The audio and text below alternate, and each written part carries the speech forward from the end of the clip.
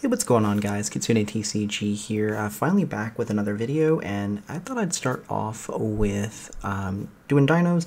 Really been enjoying the support we've gotten recently from the deck build pack with the Transcendrakes edition, plus obviously the Evolzar stuff out of Dune. So just kind of quickly going over the list I've been trying out. I'm still playing 2 UCT. Don't really ever need to bump that up to 3, but you never want to play 1. We are maining 1 Dogran. You can put the other 2 in the side. I think this is really good, especially since this deck, with the way the format's set up, there's not really a whole lot of 10 negate boards right now, so you can really kind of go second pretty comfortably in this deck, and I think that's going to be the main goal. So, keeping 1 Dogran in the main I think is pretty good since you are able to search it out. Same with the Pankratops, we do want to just play the 1. Obviously, we play more of that one if we could. And then just 1 Xenometeorus and the Frostosaurus. So since you do have the ability to search these with a ground Xeno, and Xeno doesn't obviously have to worry about only summoning from deck, just 1 and 1 is totally fine. Following that up, you still are running 3 Oviraptor. It's going to be one of the best cards, obviously, in the deck. Oviraptor just does everything you need. Searches a dino, gets you kind of that advantage rolling. The 1 Giant Rex, obviously one of the 1 cards you don't want to really draw. You just want to have that 1 in there. Miscellaneousaurus, obviously limited, so you can only play it in 1. Would play it in more if you could, but you do have a lot of ways to search it out, so it's not the end of the world. 3 Baby. And 2 Petite, so you kind of have upped it a little bit on your dino package, especially since you do have access to the ground Xeno. That is just giving you more ways to pop the babies and get more advantage on the field, so you do want to see the babies a little bit more often. And then finally, rounding out the dinos, we do have the 2 Archosaur. Obviously you need to run 2 just to avoid accidentally drawing 1 and you're not able to use Misc. 3 ground Xeno. This is obviously becoming one of the best cards in the deck. Not only does it search out, plus get the ability to summon the Xeno, you're also able to fuse with it in Grave, so really just kind of gives you a lot of versatility to your plays, and I do really just love the card overall. 3 Fossil Dig, always going to play your Rhoda at 3. This just kind of gets you most everything you need, and then, anything that you grab is going to kind of get you into anything else. Still playing 3 Lost World, just great protection overall. I mean, the ability to turn off great going second cards like Evenly Matched and Lightning Storm, just giving that opponent a token if you're really worried about that, but also just the ability to give you targeting protection once they have the token, just a great card overall. And then we do play 2 Double Evolution Pill. Same reasoning obviously as Archosaur, you want to make sure that you still have the ability to add 1 to hand in case you've drawn 1, so you have to play 2 of that. Just kind of rounding it out, we do have 3 Ash Blossom. Just obviously a generically great card, going into a lot of different decks, so it's really just kind of the one-hand trap that you can always feel pretty comfortable playing, that it's always going to be able to hit something pretty decent in a deck. 3 Pot of Prosperity. Now, you are playing 42, so just adding any amount of consistency is great. It doesn't really hurt you to play this because you do have a lot of ways to put up, 1600 damage in this deck, so, half damage isn't necessarily an issue. Plus, I mean, you're going to be able to break a board and set up a pretty good board if you aren't able to do that, so either way, the drawback of Prosperity doesn't really apply at all going second for you, so 3 Pot of Prosperity. Book of Eclipse. The card's great still, it just hits a lot of decks really well. You can oftentimes cite it out for other things, obviously depending on the matchup, but generically going in blind, I think it's a great option still at this point. Same with Lightning Storm and Dark Ruler.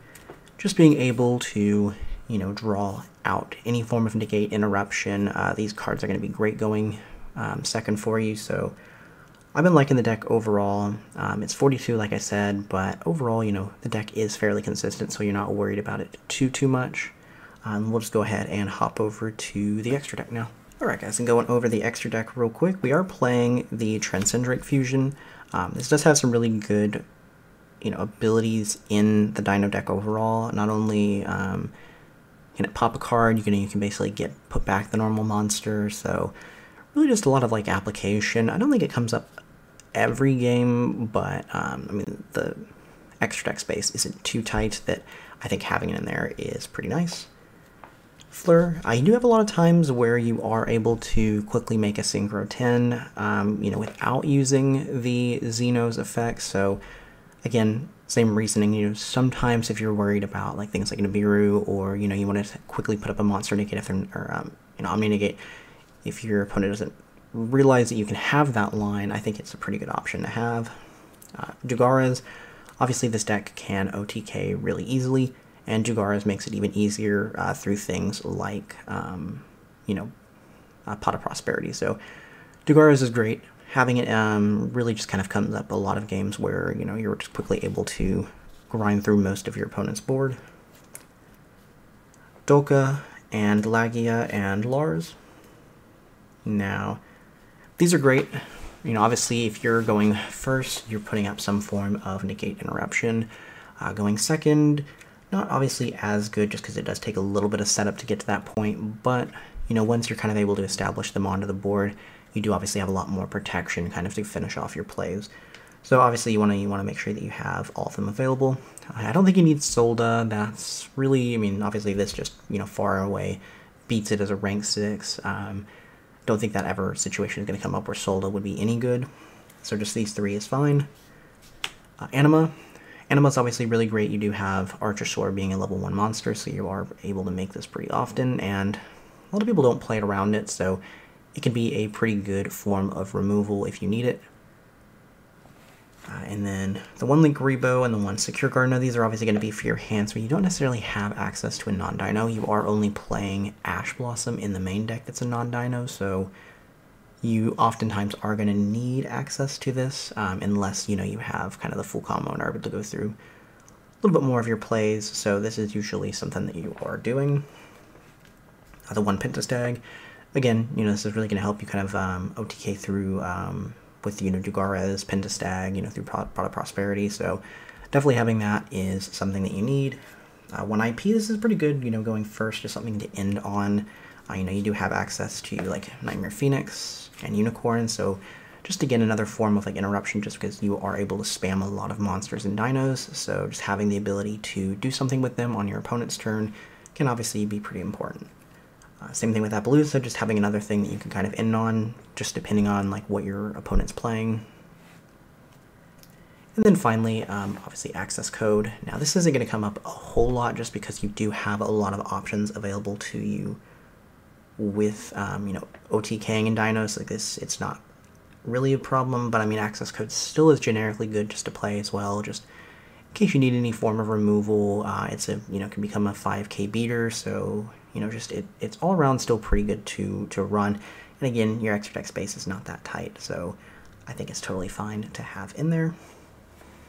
Alright guys, yeah, and I think that'll about end the video here. Just wanted to quickly kind of go over, you know, the main and extra deck of dinos. Really been enjoying it, definitely have taken it to a few locals to test out, and I think it's, you know, pretty well, works pretty well in this format. Obviously, post-ban list, I think it'll be quite a little bit better, just because I don't think it's in danger of being touched at all, plus just being able to kind of scale back the format. I think dinos are in a pretty good place, and if you're looking for a pretty, you know, all things considered, like a few obviously changes you can make it to make it a little bit more budget-friendly, very budget-friendly deck that I think a lot of people would really enjoy, so I will see y'all guys next time.